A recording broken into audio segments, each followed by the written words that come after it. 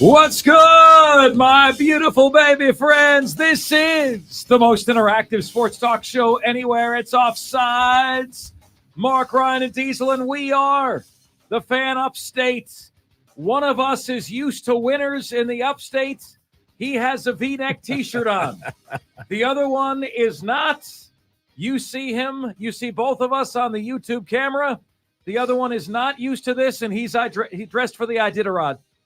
It's fantastic to be here. What people don't realize is when Mark says hello to the beautiful babies, he's talking to the infant crowd in the Offsides audience. So we thank you very much. I was just at a restaurant, Mark, and they had a toddler, I guess, sitting in a high chair, watching an iPad, screaming his flipping head off. And I think if you're a parent and you have a child in a restaurant and your child starts screaming and crying, it is your responsibility to get up, pick up the child, take them out of the restaurant until they calm down and then bring them back in. It's not your right to disturb everyone else in the restaurant and just think, if I shove an iPad in the kid's face, maybe he'll stop screaming. Because that's what they did. They shoved an iPad in this kid's face and he was watching Cars. And it also, Diesel, begs the question, how young is too young to have an iPad in a kid's face? Let me tell you what. 15. Let me tell you what. Angela and I... and look, you'll be a dad someday, right? Yeah. But Angela and I are on the same page of this. We don't want Jackson to have a phone as long as possible. Yeah. Like he's got a Lego phone. Should be like once you get your driver's license, that's when you get a cell phone. That's it.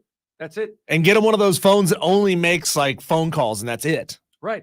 He wants to watch YouTube. I want you to play. Okay. Yeah. Go outside. Go play. That's how we roll. We had a best thing we heard today a couple of weeks ago about some Gen Z are yelling at parents who've raised an iPad generation of kids. You know, just stick an iPad in their face. They'll calm down. Yeah. Like, why? Stop. That's the problem. All right, my friends. Wonderful to have you guys with us. Here's how you can take part in the show. You can give us a ring at 844-FAN-PHONE. That's 844-326-3663. And the carpro.com text line is there for you at 71307. Just start your text with the word fan, and away you go on the show.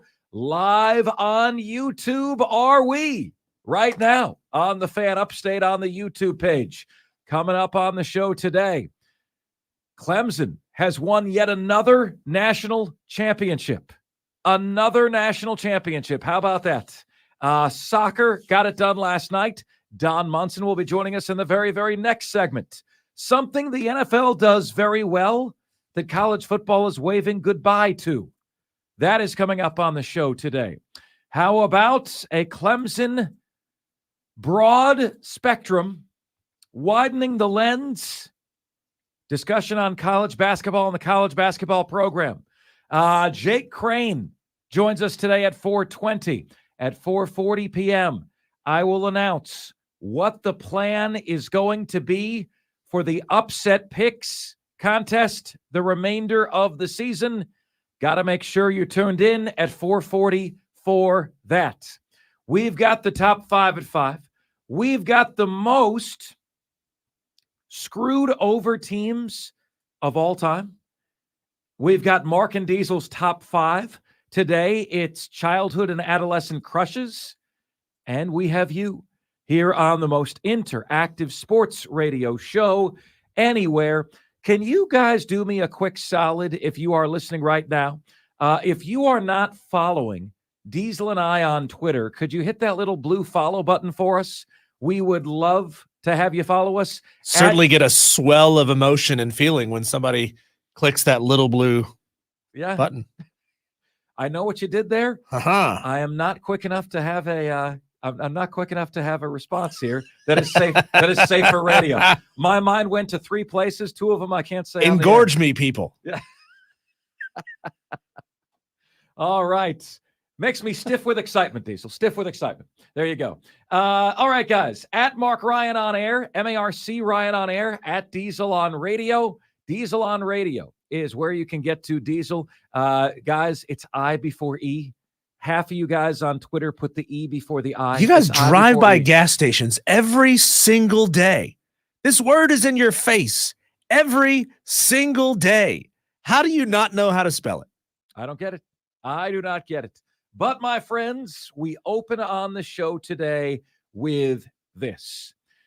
There we are entering, right, a season in college football 2024 when the calendar turns to this year, okay, to 2024. We are entering a season that is going to be fascinating.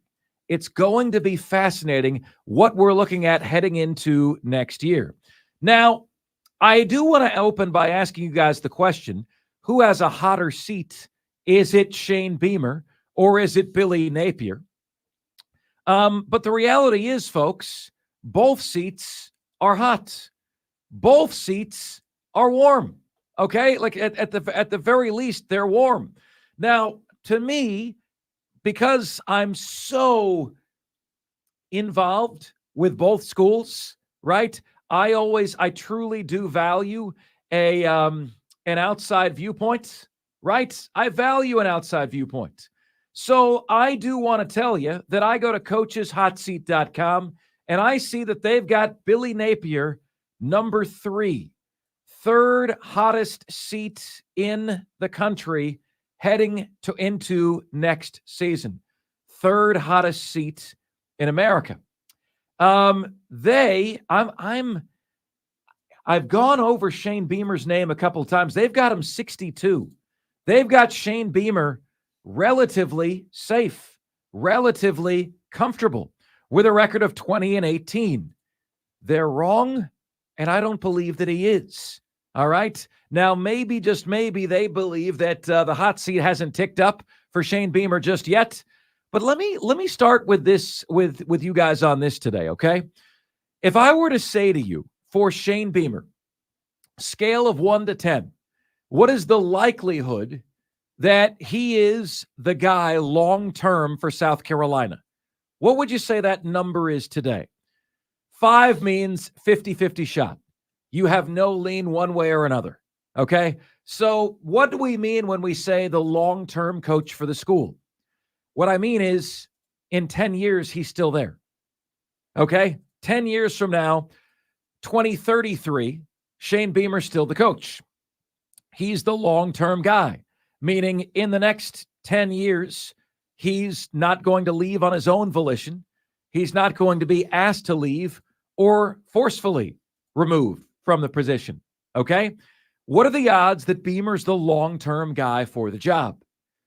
What are the odds that Billy Napier is the long-term guy for the job at the University of Florida? Here are my numbers today for each. Odds that Billy Napier is the right long-term guy at the University of Florida, I'm going to go 4. Odds that Shane Beamer is the right long-term coach for South Carolina, I'm also going to go 4. Now, I would agree that Billy Napier's seat is quite possibly hotter than Beamer's right now, okay?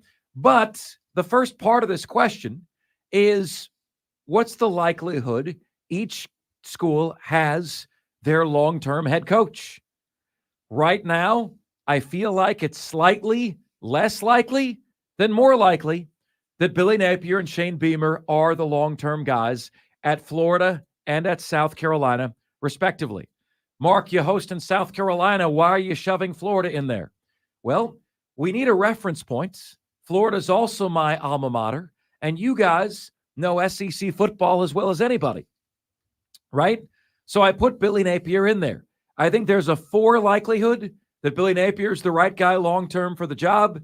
I think there's a 4 likelihood that Beamer's the right guy long-term for the job. The why there is interesting. On the Beamer front, what is he doing well?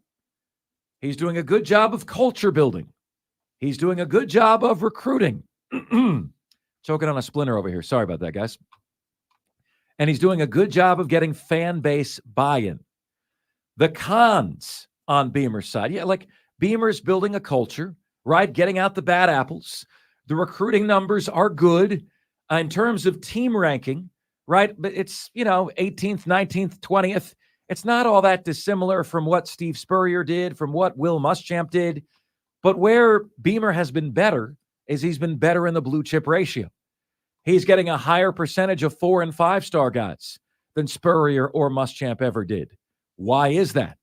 Well, is it because the recruiting rankings have been inflated? I don't know. But he's doing better in the blue chip ratio than the other guys. Okay? He's got buy-in from the fan base. You mention anything about Beamer being on the hot seat, you've got hundreds of angry birds. That's our name on Offsides for angry, upset Gamecock fans. You got hundreds of angry birds coming at you. What is he saying? Does he offer us insult? Evidently, Diesel, you and I are always offering them insults. You know, they're not accepting our insults, but we're offering it to them on a day in, day out basis. He's got the buy-in. He's getting blue chip players. He's attempting to build a culture, although he lost a lot in the transfer portal. 18 South Carolina Gamecocks in the transfer portal. The cons of Shane Beamer: doesn't act like a CEO. In many cases, kind of acts like a spoiled adolescent, honestly. You know, like our 6-year-old kicks the wall when he's upset. You know, the wall is undefeated in that altercation. You know, in the history of mankind, man versus wall. Wall is 1,000,000-0. Okay? I don't understand that. A con for Beamer are the results. He's a couple games below Will Muschamp through 3 years. How do you guys feel about Will Muschamp? Good? Not good? He's a couple games below Will Muschamp. The difference is Shane Beamer makes you feel good about yourself. Will Muschamp made you feel awful. And Beamer has failed in terms of assistant hires, right? The assistants, like, it's just people don't like Clayton White, but Clayton White stays employed. People don't like Marcus Satterfield. Marcus Satterfield is sent away. Dowell Loggins is the new guy. How did we feel about the offense this year, Gamecock fans? You know, the Beamer family name is tied to elite special teams play.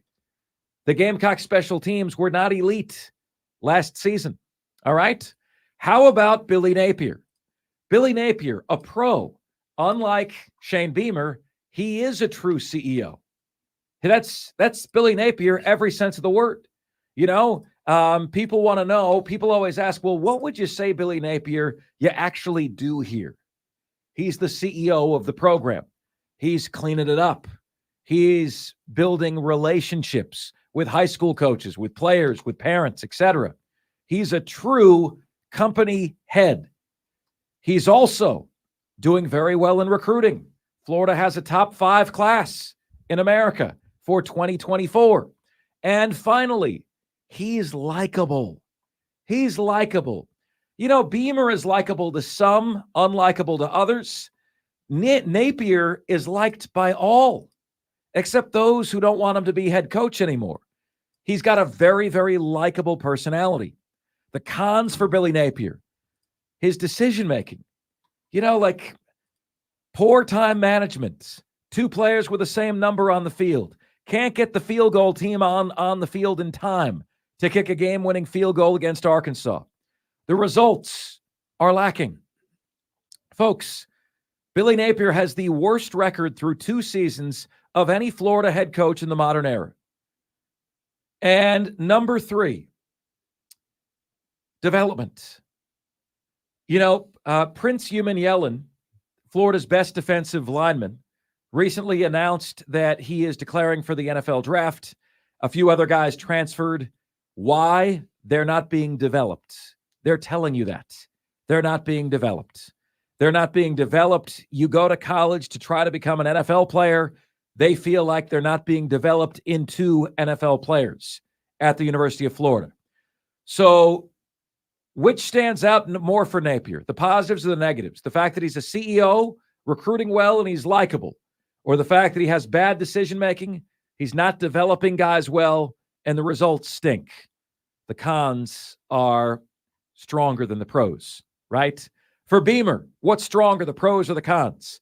Pros, culture building, recruiting, and fan base buy-in. The cons, doesn't act like a CEO. The results are poor, and the assistant hires are worse. I think the cons are stronger than the pros for Shane Beamer. Guys, you know, I was looking at this earlier today. Transfer portal entries by school. South Carolina has 18, Diesel. Florida has 16. Clemson has 7. 7 isn't coincidence, nor is it luck. It's culture that can withstand a tough season, which is what Clemson had. They had a tough season. They have a culture. Clemson has lost not even half of either Florida or South Carolina. Yeah, you would hope that Dabo would come around more to using the transfer portal from a sense of, I have an opportunity to bring some guys into this culture who made a poor decision before, whether it's somebody you recruited before or somebody that you just see on another roster you think is really good and could help. But you would think Dabo's evangelical style would want to bring new guys into that and also at the same time prove that Clemson's culture matters when it comes to results on the field. If a guy was okay at Virginia or okay at Kentucky, this belief of I can bring him in and make him great at Clemson. Why not? Where is it? Why is it absent? 71307 on the carpro.com text line. The question to you guys as we open up today, whose seat is hotter? Billy Napier, Shane Beamer. You can respond with a single word if you'd like. Billy or Shane? Shane or Billy? Texter says, Mark Diesel, there is a restaurant somewhere in Greenville that actually charges extra if the parents don't take care of an unruly child. They actually caught a lot of flack for that when the media found out. They're not going to catch flack here. They're going to get praise. Who is it, Texter? Yeah, it's going to make me want to go there even more. Who is it? Tell us who it is. Well, I know where to go. Don't just say there's a restaurant in Greensville. Do the research for us, please, and text us when you got the answer. Texter says, Mark, I got a 4 on Beamer and a 1 on Napier. So what you're saying, JT, is you're 100% sure Napier isn't the guy. Really? You're 100% sure that a guy who has a top 5 recruiting class isn't a guy. Texter says, I don't think Beamer's the answer at South Carolina. He badmouthed us this year here at the Fan Upstate. What coach does that? Exactly. Texter says, we really need Beamer to gain more in the portal than he lost. If he doesn't, we are doomed. More players, better players. Mark, do you see Drake May going number 1 in the draft or Orange Crybaby Caleb Williams? I think Jaden Daniels is going to make a surge. I think he's going to make a real play for it. Let's see here. Mark, Gators have been to the mountaintop and expect to be back. Gamecocks expect to be bowl eligible. Mongo, this is interesting. Mongo, Diesel, we've gotten a flip here. This is a politician-worthy flip. Mongo says neither is the long-term coach at their school. Pongo, Bongo, I can't remember his name. Now, Mongo, he's been really in Beamer's corner. Yeah. Mongo, what's changed? I feel like a phone call from you is in the works to explain us here. This is a politician-worthy flip that you are having us experience here today. Texter says Beamer's getting higher-starred recruits, and they are walking right out the back door. 18 and counting. What's going to happen if a guy like Nichols Harbor walks out the door? Ooh. If he transfers after next season. Ooh. I mean, these are the guys that you're super proud of being able to sign, and you should be. But if those guys, these guys that got South Carolina at or above the blue chip ratio in those seasons, if they start walking out the door, you got a big problem. Texter says, I personally think Napier's seat is hotter due to the fact that South Carolina will tolerate mediocrity where Florida will not. No lies detected, Texter. Texter says Napier is in a hotter seat because South Carolina's athletic director is worthless. Everybody's saying Napier's seat is hotter, but it's not because of any wrongdoing from Napier. It's because they're saying Florida has standards and South Carolina allows their program to be walked all over. Let's see here. Mongo says, no, I mean, neither is on the hot seat. Mongo, denial is not just a river in Egypt, sir. Billy Napier's not on the hot seat. Beamer's not on the hot seat. Really? Restaurant is in Florida, charges $25 for unruly kids. It was in the news recently. Spur Daddy says, who cares if Beamer's on the hot seat? Why? Because we at South Carolina, he says, are a basketball school now. It's about time you start admitting it. Oh, it's great. You know, the biggest thing for South Carolina is they need an identity as an athletics program, right? It's a problem when USC means Southern Cal in 49 states. It's a problem when Carolina means North Carolina in 49 states. You know, so then USC calls themselves U of SC. We're different. We're tired of being called what you are. And the fan base hates that, right? Like it's you. What are you known for? What is your identity? You know, to me, the reason why I think it's closer than you guys think, hotter seat or not, is because Diesel at Florida, I know Billy Napier wants to be a physical, pound you in the face team. I know that's his MO. 3 years into Beamer, I don't know what the hell their identity is. Who are they? What are they as a team? You're not going to win national championships by being elite at special teams. Right. It's fun.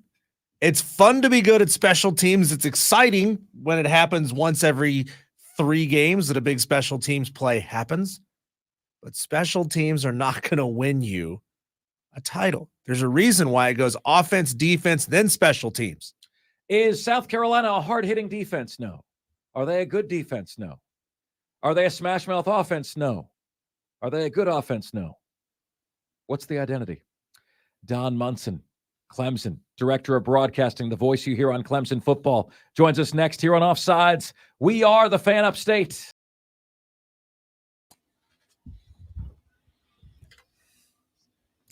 Offsides, Mark Ryan and Diesel. We are the Fan Upstate, joined right now, as we are each and every Tuesday at 3:20 p.m. by the Director of Broadcasting for Clemson, the voice you hear on Clemson football, Don Munson, joins us right now on the show. Don, incredible last few days, right? You know, regardless of what fans think about the football season, which ended with 4 straight wins, you know, the Clemson basketball team, Clemson soccer team last night, national champion, Clemson basketball team undefeated, 11th and 13th in the 2 different polls. I'll tell you what, man, what's been the most surprising December sports event for you in Clemson country?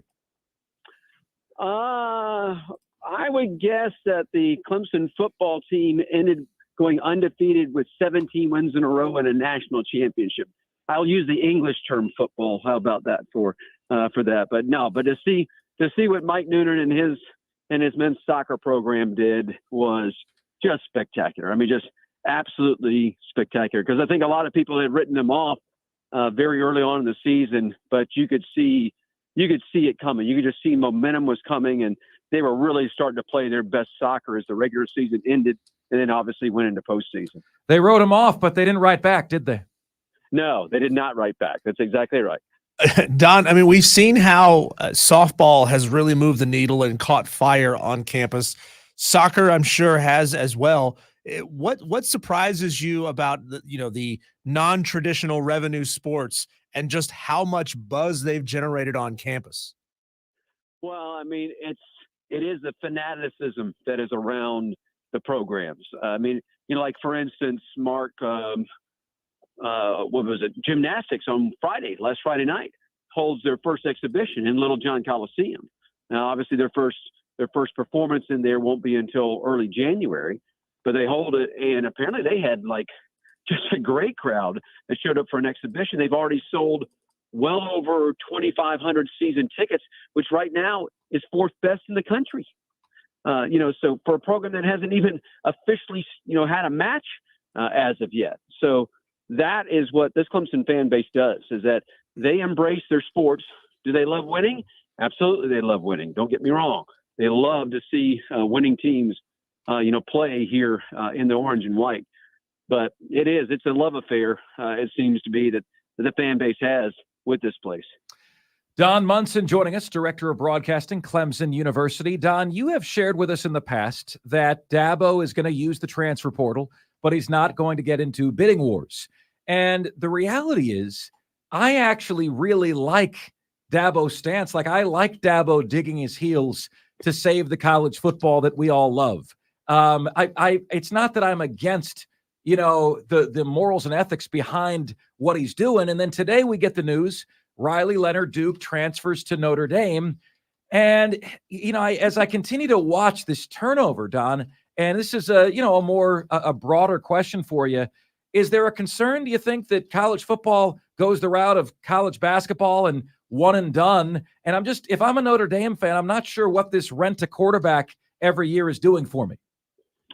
Well, I think that it's the tampering part of all of this transfer portal stuff, I think, that people hate the most. And if you don't think that it's going on, you're just crazy, because everybody's roster is being recruited, and it's being recruited from August until right now. I mean, it's just the way that it is. People are seeing players. I think you and I have already been kind of down this road. And, I'm sitting there watching Florida Atlantic play against Clemson early this season, and there's a wide receiver that's just catching everything that's thrown at him. And I actually said on the air, so where's this kid going to be playing next year? Because he ain't going to be playing at Florida Atlantic. Somebody's going to come along and get him. And, that's just, unfortunately, that's where we are. I think that all of us do have, I'm being 61, I have my idea of what, a college football player should be, what the experience should be like, especially with my favorite team, that they're always there. But it's changed. You're right. Even in professional sports, the Derek Jeter days are gone. The Hank Aaron days are gone. He was always a Brave until very late in his career when he got traded back to Milwaukee to play for the Brewers. But those days, histoire.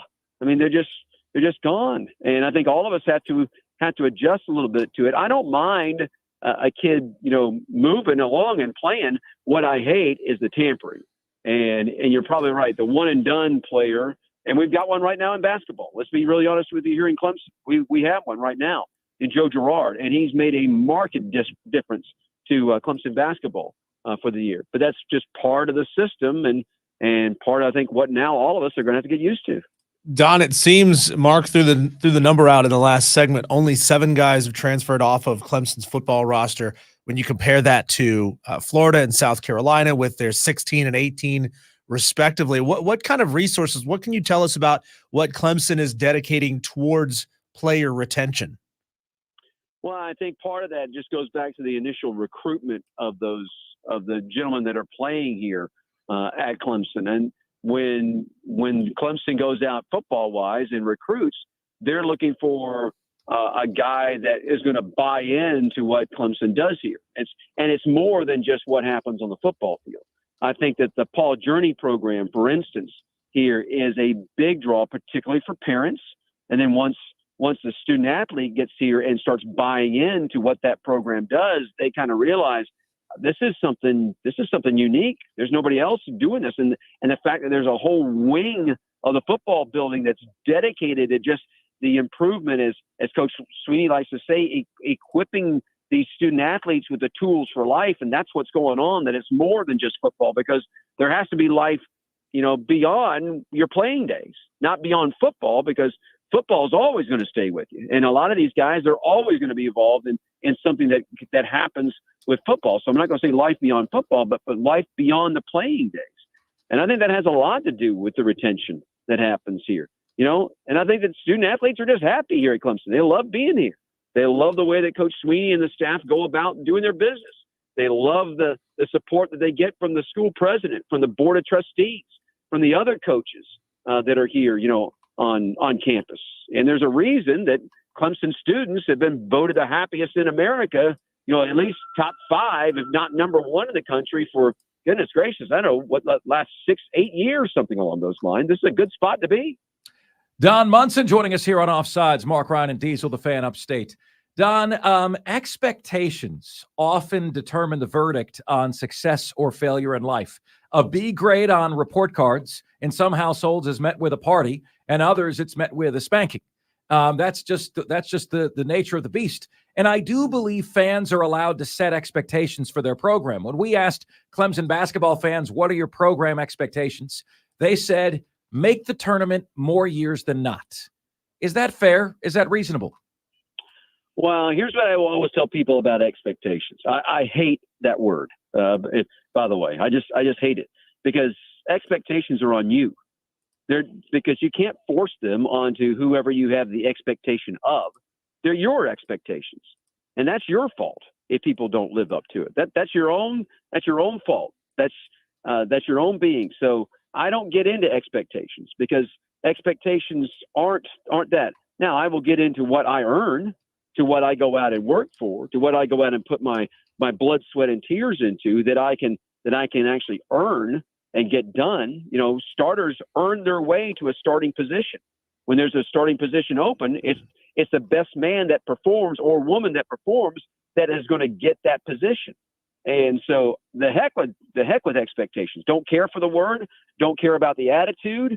That should have nothing to do. Expectations are on you, and they're on nobody else. Don, what's the best road trip you've ever been on for a Clemson game, whether it be an out-of-conference game, whether it be a bowl game, a national championship game, just the most enjoyable, and for what reason? The trip to San Diego with the basketball team when we beat New Mexico State in the first round of the playoffs, and then took care of Auburn a couple of nights later as well. That whole trip to San Diego, weather-wise, just the experience of it, traveling with the team. I had friends that were out there in the San Diego area who kind of came and took care of me. They took me all over the place and got to see sights and go to restaurants and all that kind of stuff. Undoubtedly, not even close. That trip to San Diego was spectacular. We are coming up on the early signing date for college football, December 20th. Don, I always say whenever we do a remote show, Don, and our goal is always to bring our audience wherever we are, and we get to host in some really special places. Can you bring us to Clemson on early signing day or final signing day? What's it like to be in and around the building as I imagine a flight of the Bumblebee experience is unfolding over the course of the day? Yeah, Mark, for the last several years, we used to do a signing day show that we would stream online in the early signing period. Now, we were not going to do it this year. We didn't do it last year. We'll do one in February now. And so for me, it was a working day, and it was a long day too. I show up about 7:45. We would usually go on air around 9 o'clock and wouldn't get off air until sometime afternoon. But it was visiting with all the coaches and obviously visiting with Coach Sweeney and then watching him introduce the classes as they, the papers would come in and all that kind of stuff. And it was done in front of a crowd, usually of about 250 boosters and support personnel that were in there. It was a lot of fun. I mean, it's a lot of fun, but there's also some drama that's in it because, you probably know 95%, but it's that outside 5% that always seems to be the story. I can remember when Jackson Carman, for instance, committed to Clemson. I mean, they had maybe a little bit of an inkling, but actually Coach Sweeney was on the set with me, and he got called off the set by Coach Caldwell. He said, "You've got to come and take this call. You got to come and take this." And it turned out it was Jackson Carman that was committing to Clemson to play. And of course, Jackson came in, solidified himself as a left tackle, now playing in the National Football League, was part of national championship teams, all of that. So that's the fun part, that 5%, the unknown that is out there, because you are at that point in time kind of weaving and bobbing a little bit and seeing what's going on. But that's the fun part of the signing days. Don, if you could change one thing about the current landscape of college football, big or small, what would you change?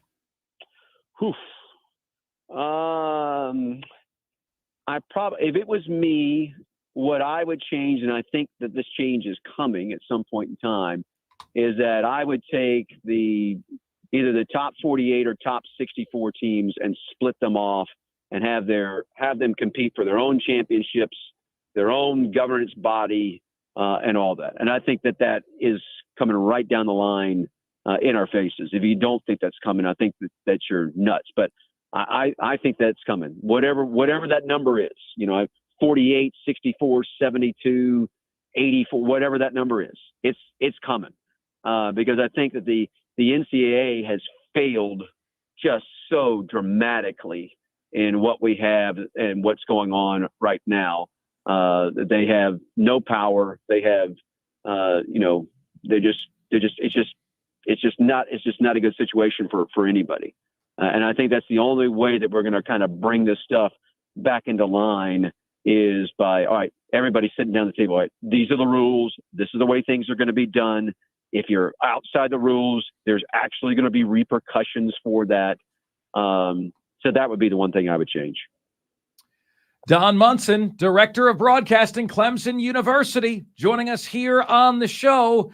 Always appreciate Don, and congratulations on all the fun stuff going on at Clemson, man, and for all that you've earned in your career as well. We appreciate having you on with us. All right. It's one of the reasons I always say it's the best job on campus. Love everything about it. Go Tigers. Thank you, Don. Don Munson joining us here on Offsides, the Fan Upstate.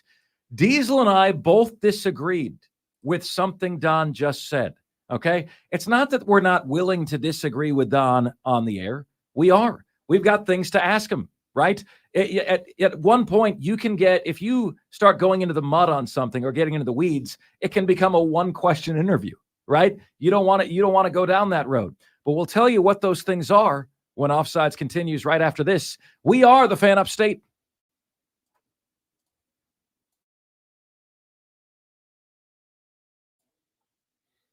It's Offsides. Mark Ryan and Diesel. We are the Fan Upstate. Great to have you guys with us. Ladies and gentlemen, can you do us a solid? Diesel and I, all right. Well, this is really cool news, okay? Really cool and exciting stuff, all right? I don't even want to share what the number is, Diesel. You can if you want. I don't like to share what the number is because I feel like it jinxes us, Like Diesel's been trying to get a piece of information out of me for 2 or 3 weeks about something, and I won't tell him because I don't want to, it's like you're worried about jinxing anything. You see what I'm saying? And so, the long story short is, folks, a year ago, Diesel and I set the all-time record for the Fan Upstate for a show on this station in terms of downloads. The thousands of times that a piece of content from our show gets downloaded. So Diesel and I just said, what would be like a crazy number that we have no chance to hit? And we came up with the number. Mm-hmm. Okay. And guys, we are 5,000 downloads and change away from hitting that number. The problem is it's still a long shot for us because we only have 6 shows left. So if you guys would be so kind to share our content. If you see our content, Fan Upstate on Facebook, can you share it on your Facebook? Can you make sure you listen to our downloadable content? Can you retweet it on Twitter? It would mean the world to us, man, because we're going after it. We are going so close. We are going after it. And it kind of the big picture is we broke our record last year. We destroyed the record we just set last year for the most downloads any show's ever had on the station. Okay, destroyed it. We're still a long shot to hit that number, but it's not out of the realm of possibility. Yeah. We're trailing by 3 runs in the bottom of the 9th inning, but we are up to bat, and we have 3 outs to go through. And the big picture is we still kicked ass and set a new record, right? Yeah, we've been tracking this thing since January 1st and saying, all right, if we get this many per month, we'll be able to hit this. If we get this, we'll be able to hit it. And we're like, oh, we fell behind a little bit this month. Oh, well, we kicked major ass in this month, and we're pushing towards it. And the hard part is around the month of December, a lot of people go on vacation. So Mark is out for a couple of days. I'm out for a couple of days. and the content either isn't being created, it isn't being uploaded, it's not being posted in the way that you guys have come to expect across our social media accounts. And you guys could do us a huge, huge favor if whatever platform it is you like to listen to your podcast, whether it's the Odyssey app, which is fantastic, if it's Apple Podcasts, Google Podcasts, Spotify, we are located on all of those platforms. Just search for Offsides with Mark Ryan and click play on something. If you like it, click play on something else. You guys are crushing it for us. I mean, you're listening in Columbia, in Spartanburg, in Myrtle Beach, in Greenville, Rock Hill, Aiken, Anderson, Charleston, Atlanta's listening to the show, Greensboro, Toledo, Ohio. We got fans in Ohio we didn't even know about. Maybe it's because we rag on the Suckeyes so much that they're like, we got to find out who these guys are. Raleigh, North Carolina is listening to the show, and we thank you guys so much. And if you would, you're right. I don't think it's good form to give away the number of what we're researching for, but we're close. We're very, very close. So if you would, if you haven't yet, whatever podcast platform it is you like to listen to your podcasts, search for Offsides with Mark Ryan, follow it, subscribe, whatever it's called on that particular platform, and then listen to a couple pieces of content. It would mean the world to us. And if you can share it on your Facebook, retweet it, would mean the world to us as well. Okay. Our thanks to Don Munson for joining us in the last segment. He did say something, Diesel, that burned my brownies a little bit. Yeah. He says, expectations are your fault. They belong only to the person that has them. Well, that if that is true, that means that Graham Neff has no expectation for the programs in which he presides over. Okay? What are those expectations? Well, Don Munson would likely say, I don't want to speak for him. Well, you'd have to talk to Graham Neff about that, like what his expectations are. But you realize that a coach has not met those expectations when he is fired, right? You're like that's obvious. So it's okay to have expectations for the program. And when fans coalesce and form a group and vote, we establish what those expectations are. For Clemson basketball, it's make the tournament more years than not. And for Brad Brownell to achieve that, he needs to make the tournament 8 years in a row, beginning now. Okay?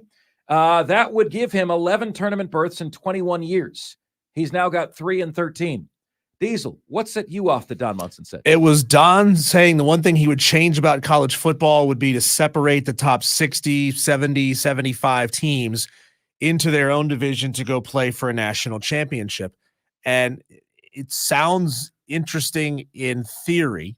Number one, how do you arrive on who's in and who's out? There will be programs who fancy themselves as good enough to be in who will be left out. And there will be teams that should be left out who are in. It's going to get really ugly for a lot of fan bases who are used to their floor, their worst possible seasons, finishing 50th out of 130 teams. That still sounds pretty good, right? 50th out of 132. Well, what if you're 50th out of 60? That sounds awful. That sounds awful. And the truth is, as Judge Smales said himself, the world needs ditch diggers too. You need crappy programs to beat up on to get yourself ticks in the win column. You need those teams. As much as you feel like you don't, you need those teams. You need the Central Michigans, and you need the Georgia Southerns of the world. You need the teams to beat up on so that, sorry, Mark, there to bring back that memory. Thank you. You need those teams to beat up on to get check marks in the win column. And if you don't have them anymore because you've separated yourself into a different division, then you're going to be in a world of hurt. All right, my friends. Up next, Clemson fans are the equal of South Carolina fans in this one particular category. We will unmask what that is next here on Offsides. We are the Fan Upstate.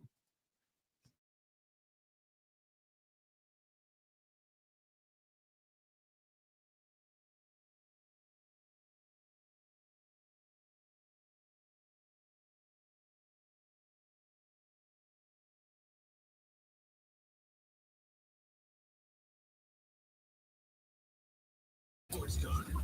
The satisfaction that you get right in here. That's what it means to be an offsider. Are you bold enough for truth, the whole truth, and nothing but the truth? Handle the truth. The show is for you. Offsides with Mark Ryan.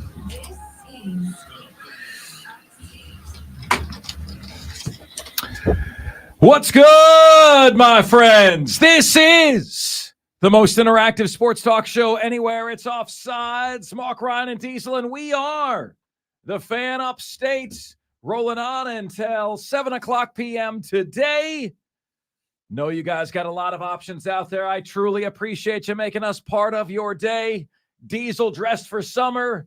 Yours truly dressed for the Iditarod.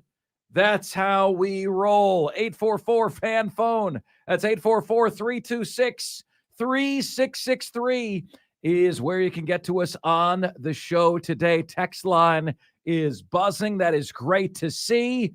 I want to ask you guys this, okay? When I first moved here in 2019, okay, and about once a year, I'll throw this out there, and every single time I do, I get brilliant ideas from the Offsiders. I'm convinced the Offsiders are the smartest listeners in America, okay? So when I moved here in 2019, I did a little ditty we called the Greenville Go-To, which is, you know, like, what do I need to do, experience, see? Where do I need to eat in this area? You know, you find about places like Bobby's and Fountain Inn when you do this, places that you may never have heard before, right? Best brisket in the upstate. There you go. Bobby's and Fountain Inn. So I want to ask you guys, I got family coming up, okay? They're coming up next week, and I think they'll be here like the 20th through the 27th, okay? So my family's coming up for a week, like this time of year. Now, keep in mind, they're coming up from Florida. Okay, that's not to say we can't do anything outside. We certainly can, but they'll be a little bit colder than what they're used to. It's still like 60, 70 degrees there in Florida. We were down in the 30s last night. So it's why Diesel's dressed for the beach and I'm dressed for the Iditarod. But that doesn't mean we can't do something outside. So if you guys would be so kind, could you please hit me on the carpro.com text line with ideas, okay? Things to do, things to see. They can be for the holidays, right?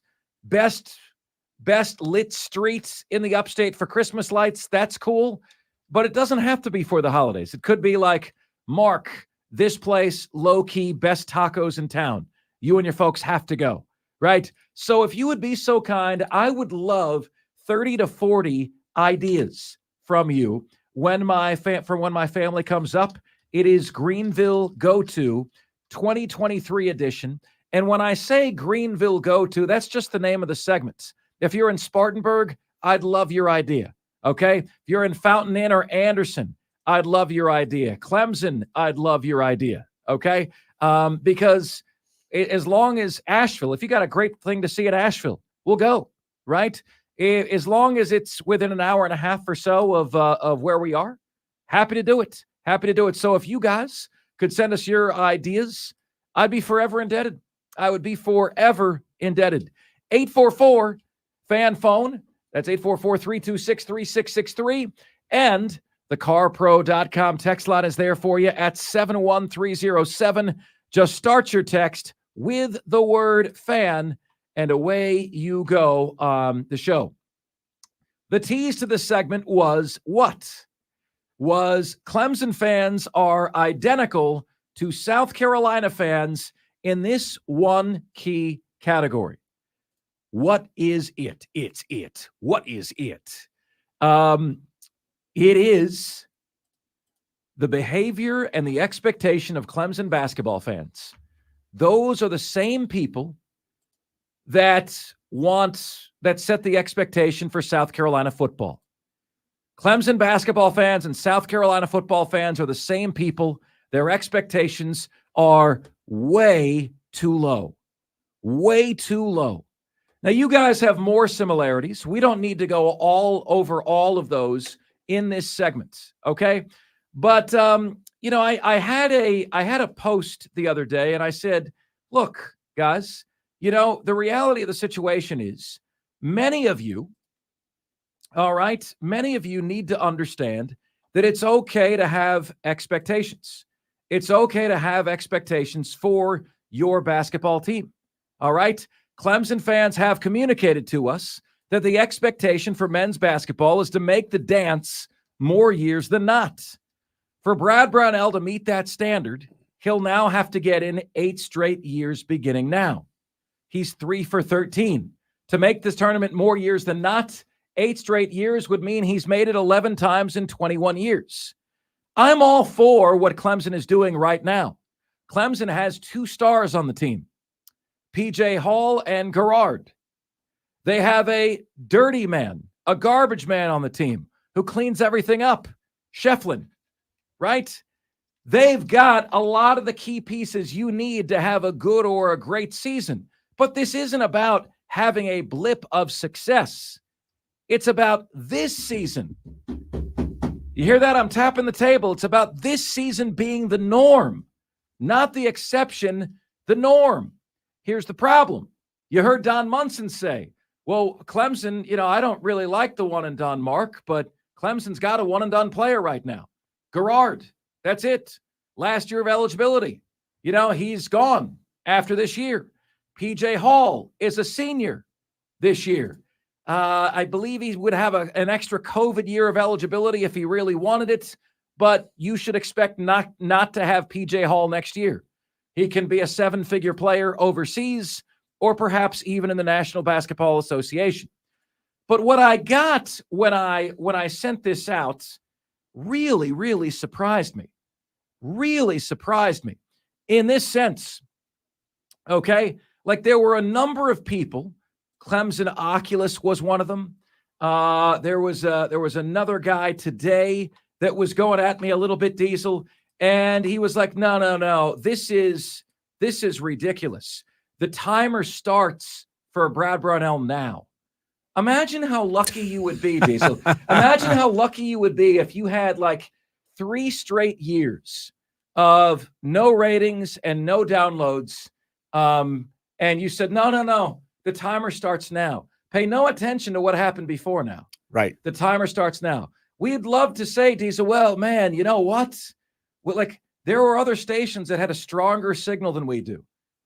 We're not judged on that. We got to produce with everything. We got to produce no matter what we've got. So there's a lot of Clemson fans saying, well, wait a minute, none of the clock starts now. If he makes the tournament more years than not starting right now, when he has double-digit seasons of not making the tournament and only 3 of making the tournament. And a guy said to me today, he said, coming from an actual Clemson basketball fan, 90% of our fan base knows absolutely nothing about our program, its history, or its current state at any point in time. Arbitrary standards, particularly when extrapolated backward in time, don't dictate the health of a program. And I said, brother, history and past performance don't dictate program expectations. Your dreams do. Spread your wings, brother. Spread your wings. Let it out. You know, it is okay to have expectation, because unless your school has financial limitations or geographical limitations, does Clemson have financial limitations? No. Does Clemson have geographical limitations? No. Right? Are you trying to put together a national championship basketball program in Montana? You're not. But guess who does have geographical limitations, Diesel? Gonzaga. You've seen what they've done with those geographical limitations, right? Wichita State. Geographical limitations. Those schools, those programs have more to overcome than Clemson does. So, you know, this whole, well, if you fire Brad Brownell, who are you going to get? That is the epitome of settling, okay? And yet, because Clemson fans have just been given a little glimpse of winning, you know, your guy, your best friend has been treated poorly by a girl for 10 years. She treats him great for 2 months. Now he wants her to stay. He's gotten a little blip of the high life. Now you're making an excuse for him. No, Mark Ryan. The clock starts now. South Carolina fans, Diesel. No, Mark. Have you seen Steve Spurrier? Compare it to Dabo's first few years. We like Shane Beamer. Shane, he's our man. If he can't do it, nobody can. You know what, man? It's amazing the losing mentality that infiltrates schools, right? That infiltrates schools and so on and so forth. When you talk about NFL coaches who are going to get fired, there's 7 coaches a year that lose their job. 7. I can't believe, Diesel, that Sean McDermott of the Bills isn't on the hot seat. They're wasting Josh Allen.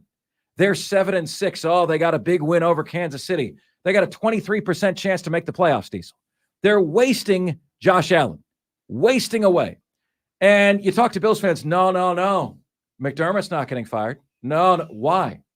Well, because they had not a single double-digit win season until 2019.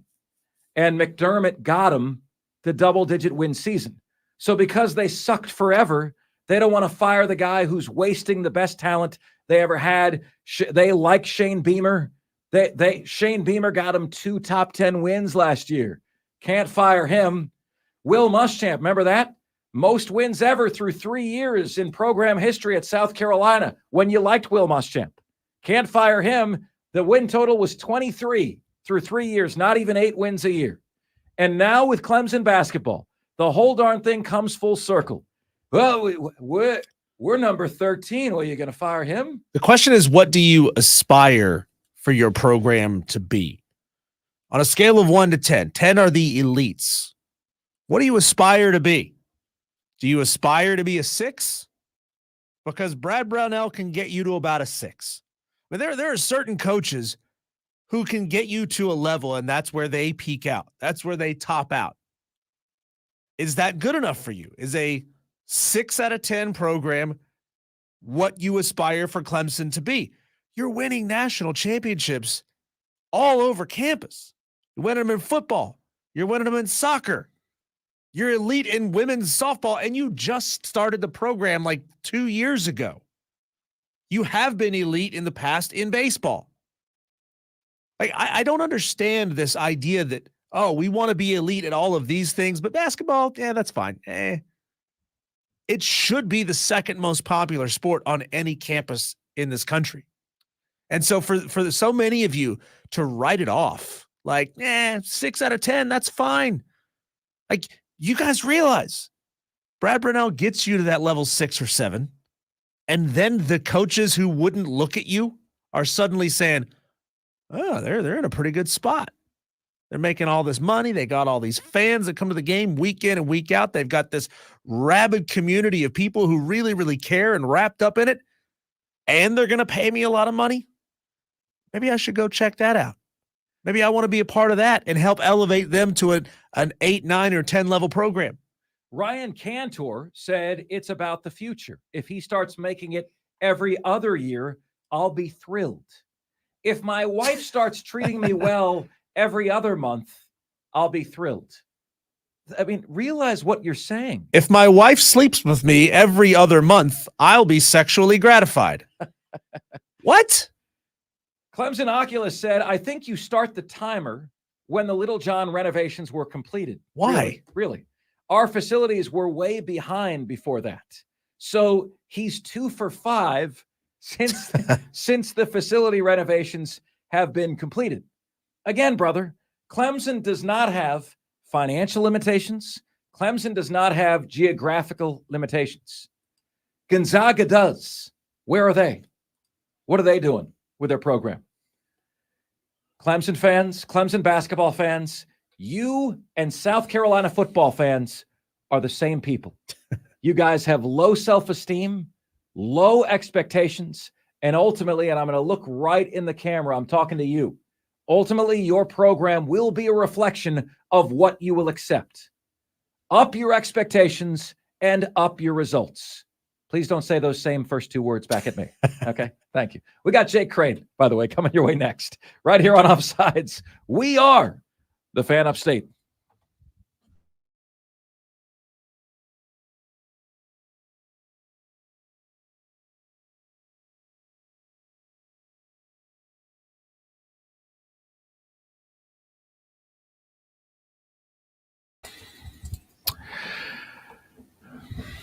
You know, guys, Today's news that Riley Leonard not only, enter the transfer portal, going to Notre Dame, take the 1-year cash payout on the open market. A quarterback like Riley Leonard is set to be worth, according to Matt Rule, if he's accurate, $1 to $2 million a year. Isn't that crazy? I mean, why wouldn't you do that if you're Riley Leonard? Well, why you wouldn't do that, I mean, he already lost his coach, Mike Elko. But the problem is, in my opinion, is that the more and more this happens, the more college football starts to feel like college basketball, which is one and done. The thing that I understand less than anything in college sports is how Kentucky basketball has any fans, let alone the most diehard fans in the entire sport. Why? Because there's so much turnover on that team. There's no continuity. You're cheering literally for a jersey, and that's it. One and done. What's in it for me? That's all that's about. That's all this is about. And frankly, I am shocked that Notre Dame is cool doing the 1-year quarterback rental year after year after ever-loving year. Jake Crane & Company, joins us right now on the show. Jake, as you size that up, do you believe college football is in danger of becoming one-and-done college basketball? Well, look, I think if we're going to sit here and say the way they let, the transfer portal and NIL and everything out with no guardrails, has that created a problem?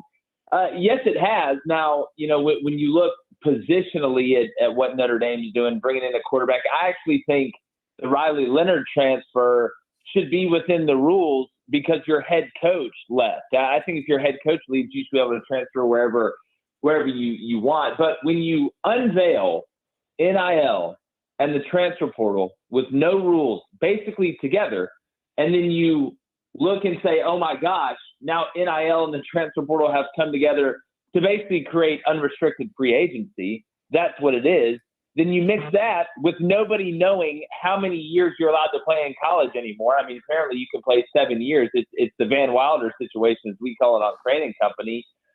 You can't be mad when you build this monster and leave the front door open. It starts ripping villagers apart. Now, when it comes down to fans leaving the sport, I think the on-the-field product is so good. And obviously the roots are so deep within schools and in the college game. It would take something or something huge all at once, I think almost politically to be able to turn people off, or just chaos over time. But now, I don't think it's good when you don't have any rules. I mean, it's unrestricted free agency. That's what it is. Jake, is it going to take an act of Congress to stop the what a lot of people believe is the inevitable split of the top X number of schools that may want to make a breakaway? The schools that can afford to pay every player $30K and add another $5, $6, $10 million to their budget. How bad of an idea is this, and how do we stop it? Well, I think it's going to be hard. We've had a bunch of people on in that sphere, in the governmental sphere, and they talked about how hard it's going to be to put it back in the box. Like, you opened it up, and now you expect in the society we live in today to just be able to just slap rules and regulations on it. It's not going to work like that. I mean, the antitrust lawsuit alone would be crazy. But if we're going to talk about a breakaway, look, I've got no problem if we said, all right, listen, the Power Five and the Group of Five are going to split. The Group of Five will have their own playoff so they can have a national championship and they can actually win it. I know a lot of coaches are for that in the Group of Five. I know some are against it, but some are for it. I'm fine with that, and you still have the ability to play those Group of Five teams out of conference. But I think what's going to happen is you're going to end up having so many teams in a conference that non-conference games are slowly going to disappear anyway. So I'm not as opposed to the Group of Five splitting from the Power Five totally when it comes down to championships. I actually think that makes more sense unless you're going to guarantee a spot for a Group of Five team as the 12 seed in the college football playoff, which I think is another good idea. Split the top 25 between the Group of Five and the Power Five, and whoever finishes number one at the end of the year in the Group of Five top 25 gets that 12th spot. But, I think that would be too easy. Jake Crane joining us here, host of Crane and Company on Real Daily Wire. Jake, I saw your most recent pinned video post. Is Jaden Daniels the best quarterback in this draft class? I haven't gotten to listen to your statement yet, but I'll tell you, I think he's a lot closer than people give him credit for. I'm not sure why he's not mentioned. I've seen late first, early second round pick when we kind of all know that Caleb Williams and Drake May are going top 5, if not 1 and 2. Where are you on Jaden Daniels versus those other guys, and how does he project as a pro? I think you always start with the biggest worry. His ability to not take care of himself when he runs. This is a guy we interviewed personally at Media Days. He has gained weight, but he is not big. Josh Allen is big, and people worry about him not sliding and the hits he takes. Anthony Richardson is huge compared to Jaden Daniels, and he couldn't make it through, half of the season without getting hurt with the way he was playing. So if Jaden Daniels can fix that, I firmly believe that his throwing ability, Caleb Williams has a stronger arm than him. I think him and Drake May's arm strength is pretty close. I think Caleb has a better arm, but I think Jaden is as accurate or more accurate than any quarterback in the country, and he possesses elite speed. He's not as good laterally as Lamar Jackson was, but he's a better thrower than Lamar was. And I say thrower, he's a passer. Really, he can throw this. Everything I said Joe Milton can't do, are the only thing Joe Milton can do is throw the fastball. Jaden Daniels has all of it. Jaden can throw the fastball. He can throw the changeup. He can drop the lollipop fade in, right? He can throw the whole shot against cover 2. But his ability, if he can be smart when he runs, and it's not just taking off and running, it's the RPO game that we're seeing seep into the NFL. And I'm not saying that Caleb Williams is going to be a bust or Drake May's going to be a bust. There's a lot of great quarterbacks in this class. But I tell you, man, Jaden Daniels had to score almost every possession with as bad as LSU's defense was this year in the SEC. Caleb Williams basically had to do the same thing with as bad as USC's defense in the Pac-12. One of them went 9-3. The other one went 7-5. Jake, what coach, in your opinion, is doing the best job in college football of maintaining his roster year over year, of protecting his roster from tampering? Let's be real. How much tampering is going on in college football? Who's doing the best at shielding themselves? Well, it's the teams that are having the most success, right? You look at the Georgias, you look at the Alabamas. Overall, these are destination places that you feel lucky if you get a chance to go to, and you're not trying to leave unless you absolutely have to, or for some reason you were just a bad eval. It's going to follow hand in hand. Now, if we're going to talk about who's doing the most with the least, I think you look at a place like Arizona and what Jed Fish has been able to do, building that over there, that they've done it with a lot of guys that have stuck together. I think Kansas and Lance Leipold have done it with a lot of the same guys that have stuck together in the transfer portal world. So I think those are a couple names. But look, at the end of the day, the destination places are going to have it easier when it comes down to not only the lack of losing players, but when they do, being able to replace them with quality players. Over in the NFL, Jake, I think we were all wrong about something. The talk at the beginning of the year was, man, the dominance of the AFC over the NFC is going to mirror what we saw in the mid-'90s with the Dallas Cowboys. And when you look at best quarterback lists, 4 of the top 5 guys are in the AFC. But it just so happens that the 3 best teams in the league might all be NFC bound, or NFC found, I should say. So, Jake, can I ask you this? In terms of your Super Bowl bubble, your Super Bowl first-class seats, the teams that legitimately could win the Super Bowl this year, who is that? Who's in the Jake Crane Super Bowl bubble? If we're going to talk about teams that can legitimately win it, obviously the 49ers with what they have, you have to put them up there. I'm going to go ahead and tell you, everybody can discount the Chiefs and stuff all they want. You still have Patrick Mahomes. I'm going to keep them in the bubble. I don't have the Cowboys in the bubble. You want to know why? Because I don't trust Dak Prescott. This regular season stuff's great, and I don't hate the Cowboys, and I don't hate Dak. I hope Dak figures it out. I think they've cleared a lot of the bad juju with Zeke Elliott getting out and kind of, restructuring what they're doing a little bit. And now, obviously, they're throwing the ball to CeeDee Lamb. That helps. But I don't trust Dak in the playoffs, and I won't. The Eagles, listen, you've shown me before you can get there, so I'm going to trust you. I'll have you in the bubble. I mean, really, man, outside of that, looking over in the AFC, I mean, can we really trust the Dolphins? I mean, why would I not trust the Ravens more than the Dolphins right now? But I would say that's probably my Super Bowl bubble. Give me Kansas City in the AFC. I guess give me the Ravens also in the AFC, and then give me the Eagles in the NFC and the Niners in the NFC. Jake, I believe it was some analysis from Dan Orlovsky that I saw point this out, that in that game, Kadarius Toney lined up offsides 4 different times. 4 times. It wasn't called, but only the one time at the very end where it really mattered. Can you walk us through why it seems to be such a problem in the NFL for these players to understand the rule book, understand what it is they need to do, and then this mindset of I can bitch and moan about it if I'm a star player and try to assert that the rules shouldn't apply to us? Well, to me, I feel like you should call it every time. Right. Like you should. And listen, there's a little bit of a gray area. If it's barely, the referee, they'll check with the wide receiver, right? Sometimes even the DB and press will check with the referee to make sure that he's not offside. So you get a lot of that taken out. But if you let it go 4 times before, I mean, shame on you for letting it go that many times. But what else could you ask for if you're Kadarius Toney? And I will say, the flag was thrown at the snap. The flag wasn't thrown as the play was going or when you realized it was going to be a big play. But here's the bottom line. You can't line up half a yard in front of the ball.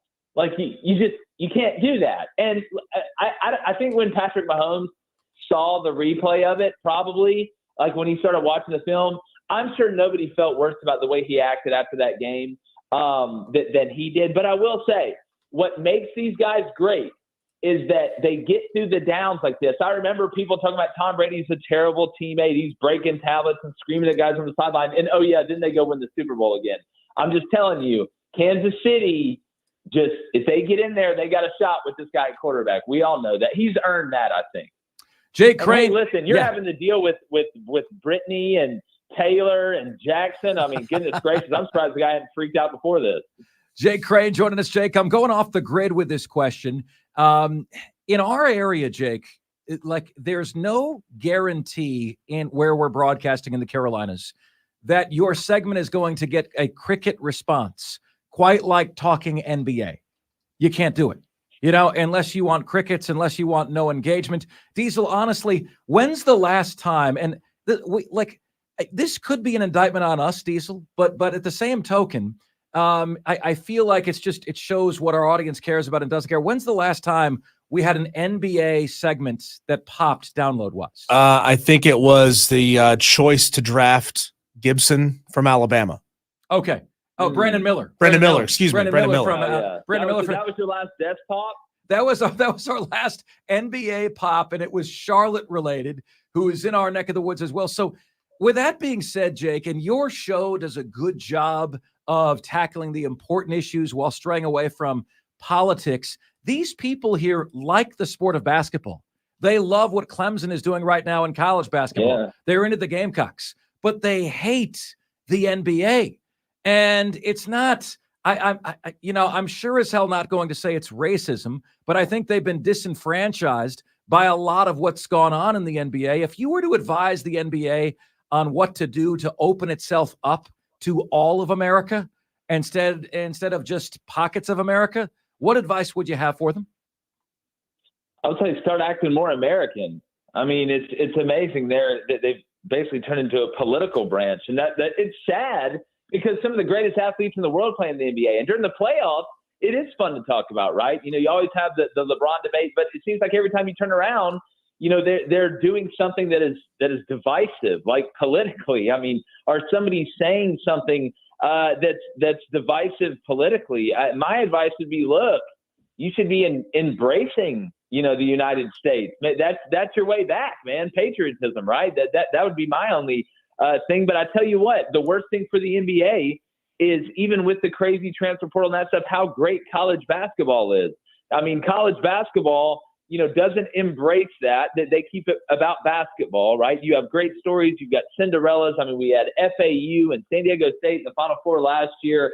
So you have something that can combat it really outside of the playoffs. But when you keep hating on a group of people, that at the end of the day just want to watch the game, man. It's like at Crane and Company, well, let's talk about the game. Like, I want to talk about immigration, like it halfway through the second quarter, like when they're at the free throw line, just telling me how horrible this group of people is or that group of people is. I think people are sick of it. Jake, is there a sport that, many would widely consider outside of the top 4 or 5 major sports in America that gets any significant amount of your attention, even if it's something as small as what you might see on ESPN 8 The Ocho?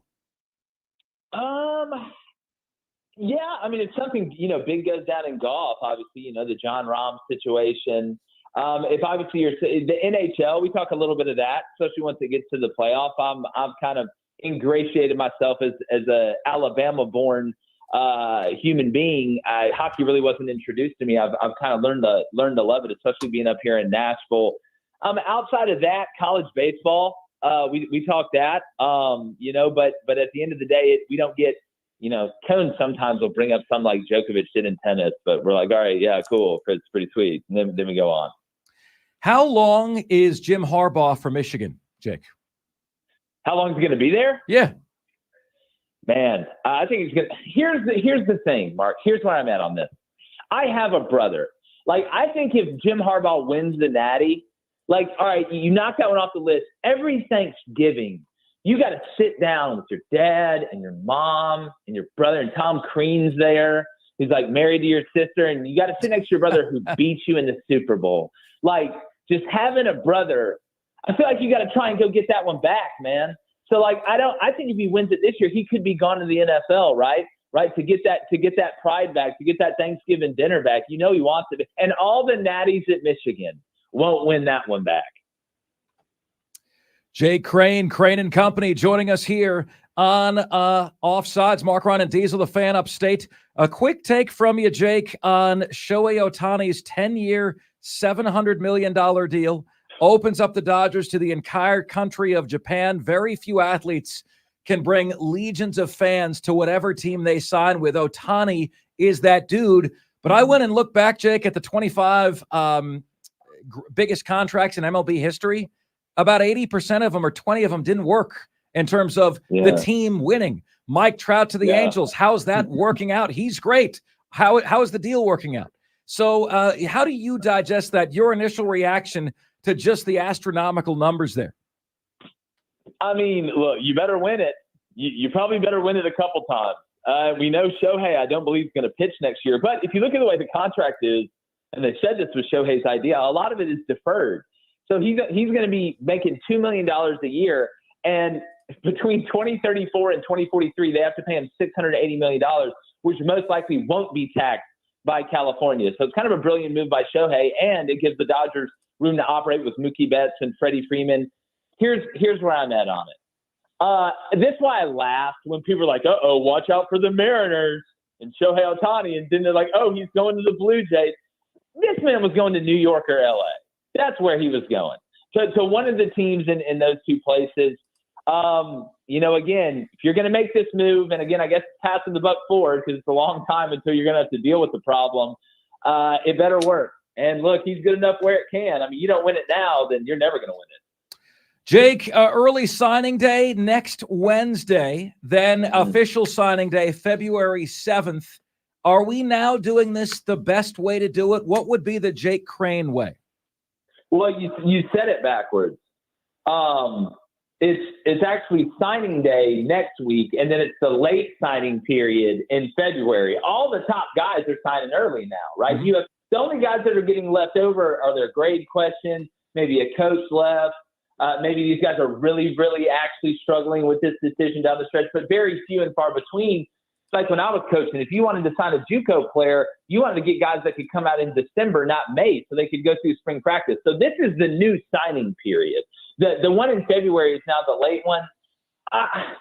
Yeah, I mean, I think it is. I think it's the best way to do it because you give guys a chance to make up for bad grades in that later window. And if somebody wants to go ahead and make the decision, it takes a lot off the recruit. It takes a lot off the coaching staff as well. I like the way we do it now. Jay Crane and Company, 7:30 a.m. Eastern time to 9 a.m. every single morning on YouTube. A fantastic sports show Always appreciate having you on, buddy, and I truly do value you. Thanks so much. Of course, Mark. It's always fun, buddy. Diesel, y'all have a good one. All right, take care. Jake Crane, Crane and Company, joining us here on the show. Up next, here on Offsides, I will unveil the plan for our upset pick challenge for the holidays. There are 2 picks remaining, and that's next here on Offsides. We are the Fan Upstate.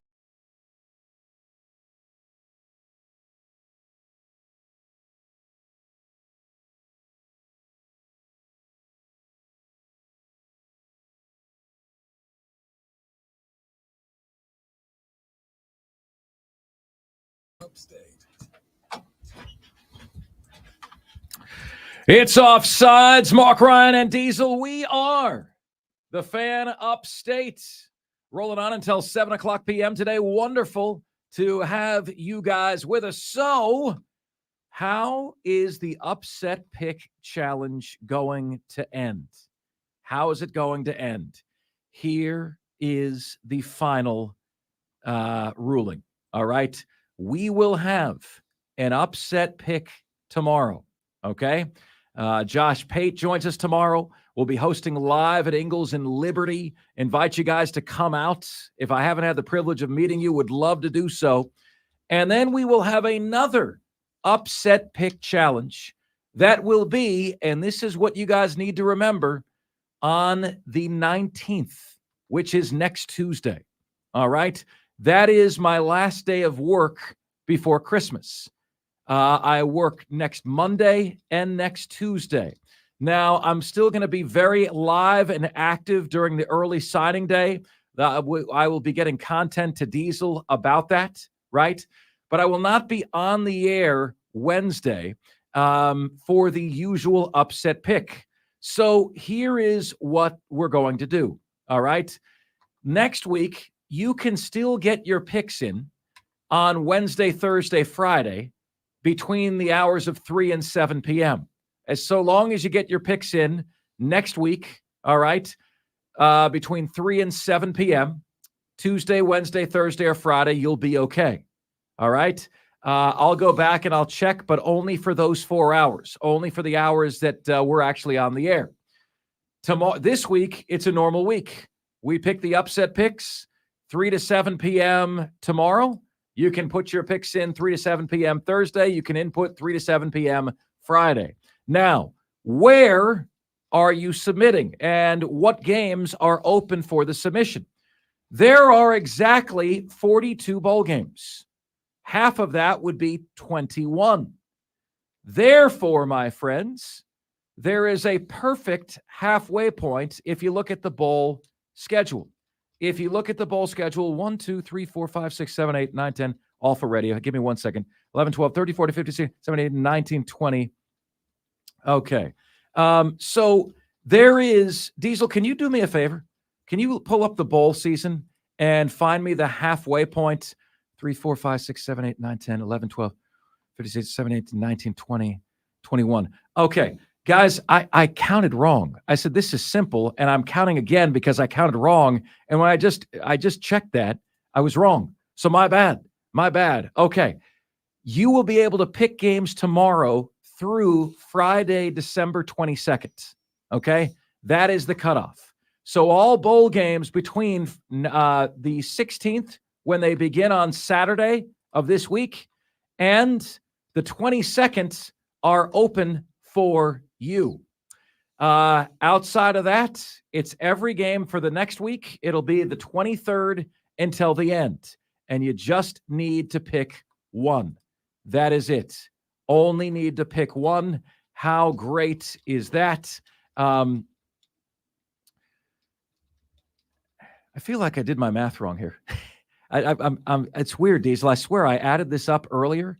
I feel like I did my math wrong. I mean, you could just make it before Christmas Day or after Christmas Day. Yeah, I really tried to split it in half. That's what we're gonna do. That's what we're gonna do. All right. The last bowl games before Christmas are on Saturday, the 23rd. So games before Christmas, games after Christmas. I tried to cut the pizza in half, failed miserably. Can't do it. So anyway, that's the plan, guys. That's the plan. My bad. Bad at math. I took statistics 4 times in college. I got a D every single time. Okay? Every single time I got a D. There you go. There you go. So that, my friends, is what we will do. Guys, I have asked you for ideas for the family, for the holidays. We call this segment the Greenville Go-To. It's the upstate go-to, anywhere in the upstate that would be something cool to see or do with the family. It can be holiday related. It doesn't have to be holiday related. Texter says, Mark, take them to Pretty Place. Their weather will be a non-factor once they see it. Best restaurant to take your family to, the Lost Cajun in Greenville. Outstanding food, some of the best food we've ever had. Texter says, Mark, have you ever been to the Biltmore House during Christmas? Been to the Biltmore, not during Christmas, though. Texter says, Mark, downtown Simpsonville's Christmas lights, horse-drawn carriage rides, and Christmas Village vibe, or Bada Bing Pizza in Greenville. Brian Pettit says, Mark, you need to visit Strawberry Hill in Chesney, South Carolina. It's a nice place to eat at the restaurant overlooking the farmland, and you shop for homegrown fruits and vegetables, right? Homegrown fruits and vegetables. So, guys, can I please get, if you would be so kind, your best tips for me? Places to eat, things to do, things to see. All right?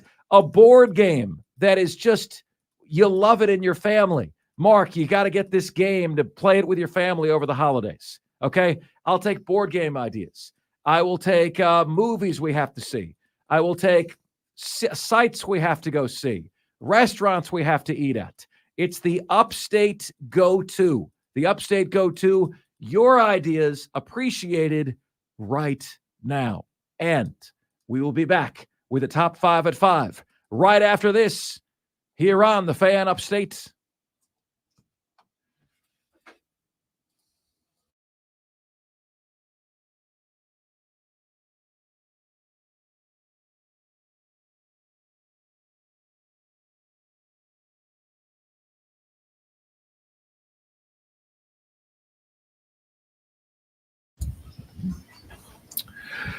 What's good, my friends? This is the most interactive sports talk show anywhere. It's Offsides. We are the Fan Upstate, rolling on until 7 o'clock p.m. today. You guys have a ton of choices out there.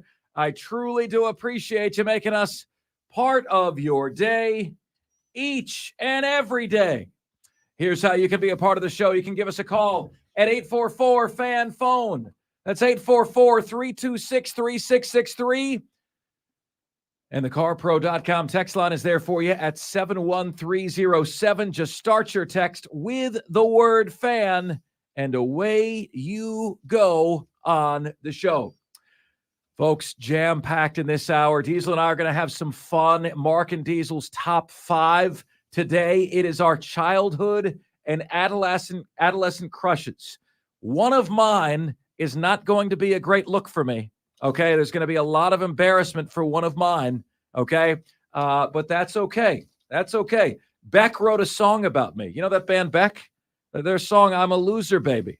They wrote that about me. So wait till you hear one of my childhood or adolescent crushes, Mark and Diesel's top 5. How many of yours are going to be animated from cartoons? No comment, Diesel. No comment. 5:40 is when this will be revealed. We hope to see you guys there. Your top 5s, welcome as well. It is time for us to do that jam. We call it the top 5 at 5. The top 5 biggest sports stories of the day, the top 5 topics we're discussing. Ladies and gentlemen of the Upstate, Offsiders. The top 5 at 5 starts right now. And now, the top 5 at 5. And 5, 4, 3, 2, 1. Enjoy a few seconds of peace and quiet. Hit it. I will not give Clemson any credit. 5. All right. Well, perhaps he should, Diesel, because new defensive line coach for Clemson, Chris Rumpf, who played at South Carolina, all right, had his first practice as Clemson D-line coach. I can already see the T-shirts in the student section now. The Rumpf shakers. Come on. Chris Rumpf. All right. So, Diesel, he had his first practice. And all I'm going to tell you, brother, is I am buying what Chris Rumpf is selling. Just sit back. This is courtesy Mark Whiteman, WYFF News 4. Listen to this little video montage of Chris Rumpf, his first practice as Clemson's D-line coach. My goodness, sign me up. You ain't gonna make it with me like that. That softness ain't gonna work.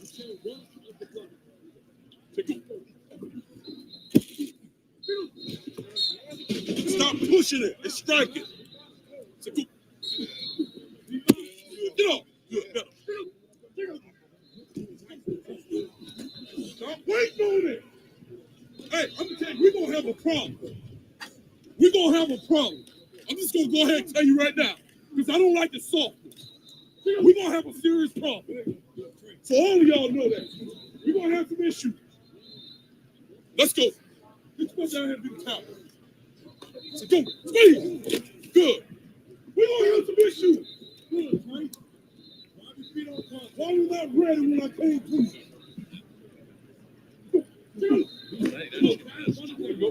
Let's go.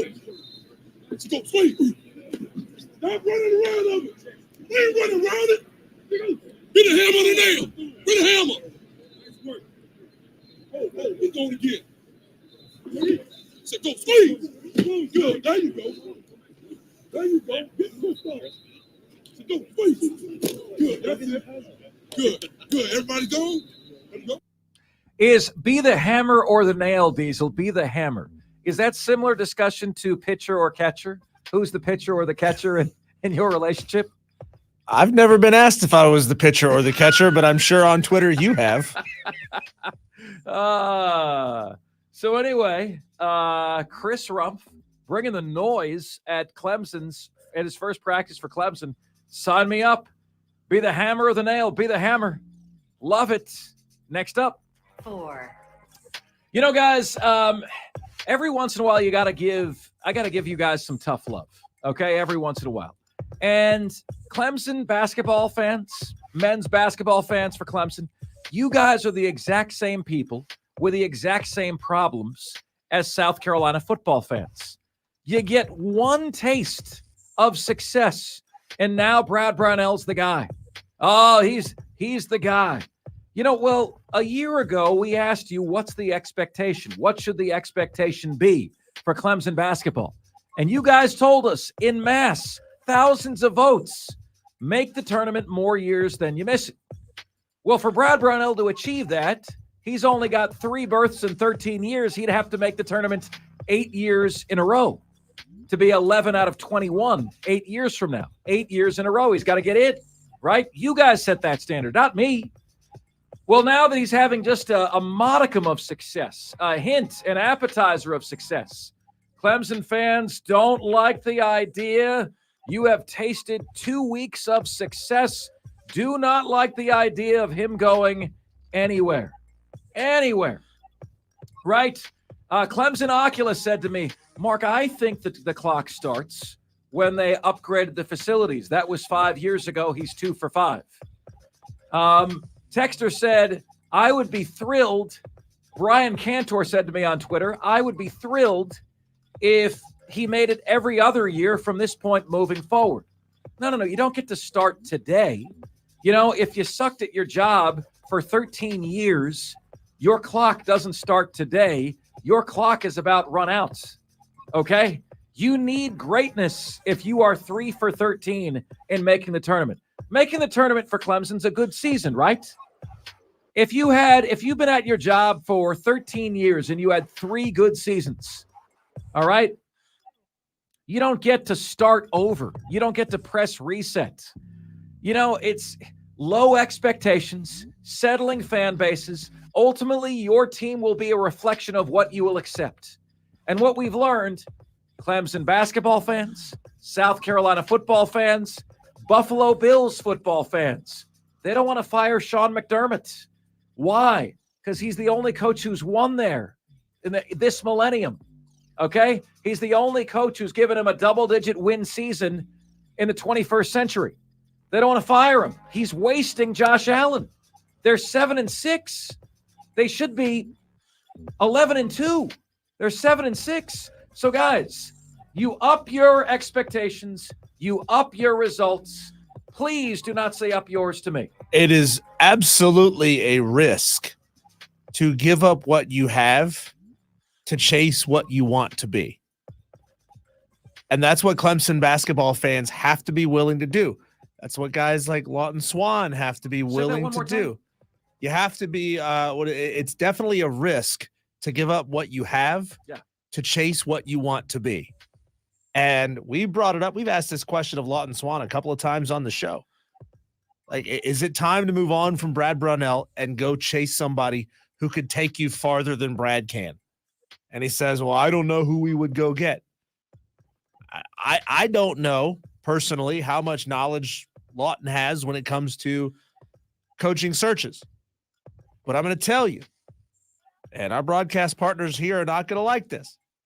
You got to coach within 30 miles who can take you farther than Brad Brownell can.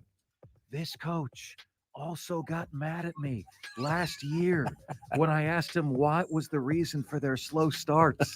He didn't like it. He ended up getting the last laugh when they were the Cinderella of America. Yeah.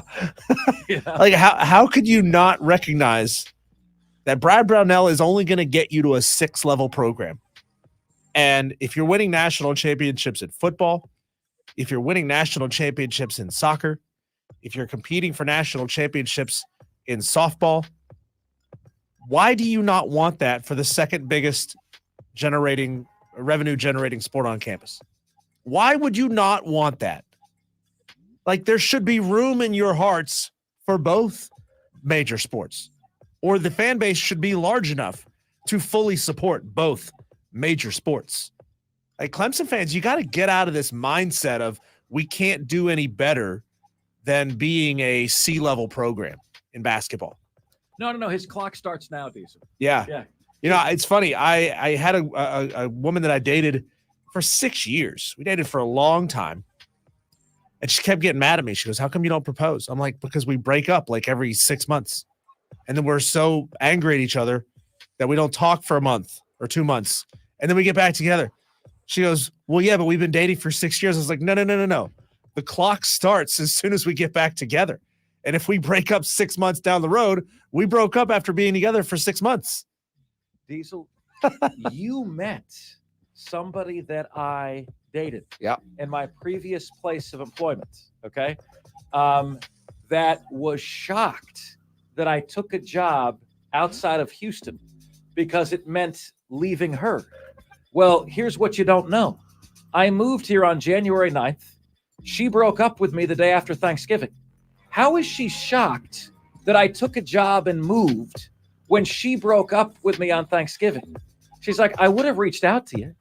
I can't believe you moved. You chose to leave this. You broke up with me. Like, you broke up with me. All bets are off after that. You know, it was one of those, Diesel, where it's like you get in an argument, it's over. Only you know it's not really over. Right. And I'm tired of that. I was tired of that. You know, tired of that. Done. Finito. Next up. 3. At number 3. Shouldn't Notre Dame be above this? It's not that Notre Dame is above the caliber of play that Duke quarterback Riley Leonard can give them. And Jake Crane made a good point. If your coach leaves, you should be able to transfer. I don't blame Riley Leonard for this.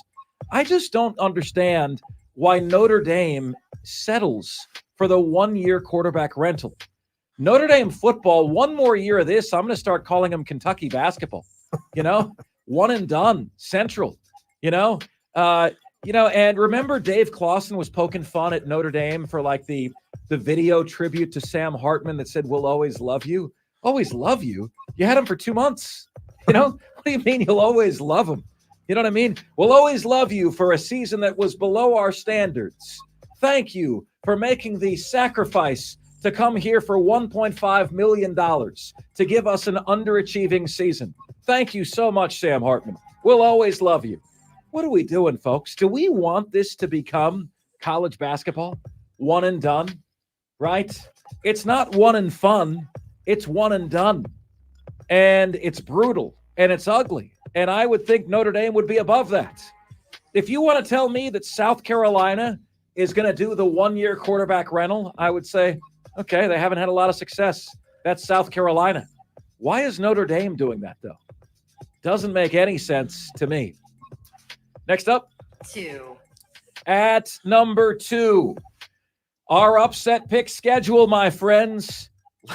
Both Diesel and I have been confused by this. So let's set the record straight. Tomorrow, this week, okay, beginning tomorrow at 4 p.m., all right? Beginning tomorrow at 4 p.m., you will pick. We'll have 2 picks left for the whole challenge this year, okay? 2 picks remaining.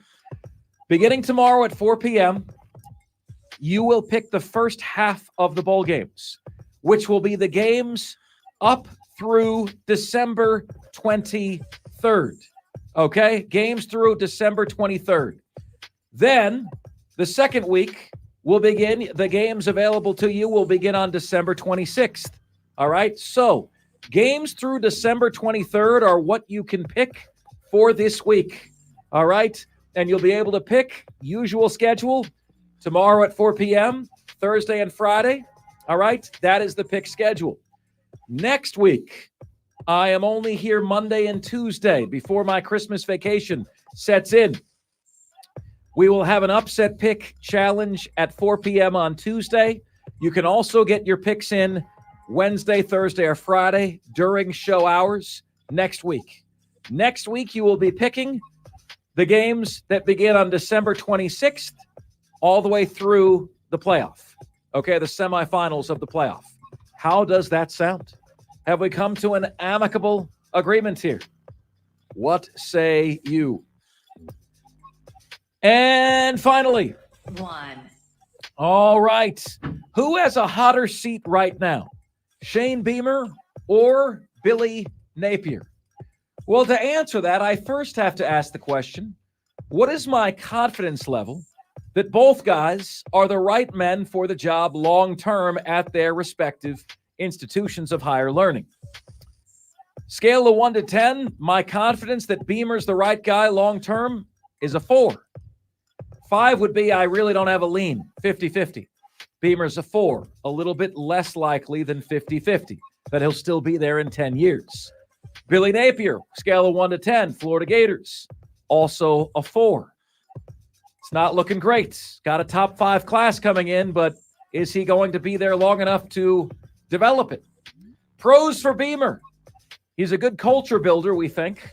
Recruits well, similar to Muschamp and Spurrier, but a higher blue chip ratio. He's getting a higher percentage of 4- and 5-star talent, and he has the buy-in from the fans. You criticize Beamer, they are not happy with you at all. Interestingly, Diesel, when they like the coach and you're critical of the coach, they hate you. They hate me. If it comes to a point where they no longer want Beamer, it's amazing how they don't flip and suddenly like us. They still hate us, even though we were right. They hate that we were right about what happens. Yeah, Tom Mellinger on our Facebook page says Napier's seat is hotter. Beamer's seat is not at all. Shouldn't even be a question except for a dumb Clemson show trying to stir the pot. Okay. So, we're just a Clemson show Beamer's, trying to stir the pot. Well, wait a minute, Diesel. Why wouldn't Beamer's seat be hot? The Beamer's seat wouldn't be hot if you're okay with the results you've got. Right. If 20-18 is good enough for you, you've got the right head coach. If not, you need a different one, right? Like, what do you mean his seat isn't hot at all? If his seat isn't hot, that's the biggest you problem I've ever seen. What do you mean his seat isn't hot? Do you settle for that level of mediocrity, Thomas Messinger, in all walks of your life? Up your game, up your standards, up your expectations. Billy Napier, the pros, he's a true CEO. By the way, the cons for Beamer, he doesn't act like a CEO. Poor results, poor assistant hires, Billy Napier, the pros, he is a CEO, good recruiting, and he's likable. The cons, makes bad decisions in and around football games. Not enough guys on the field, 2 guys wearing the same number, can't get guys on the field on time for a field goal, goes for really puzzling 4th downs with dumb play calls, bad results. First Florida coach in the modern era to have his first 2 seasons with losing records. And 2 of those 3 seasons, and the Gators have 3 losing seasons for the first time in 78 years.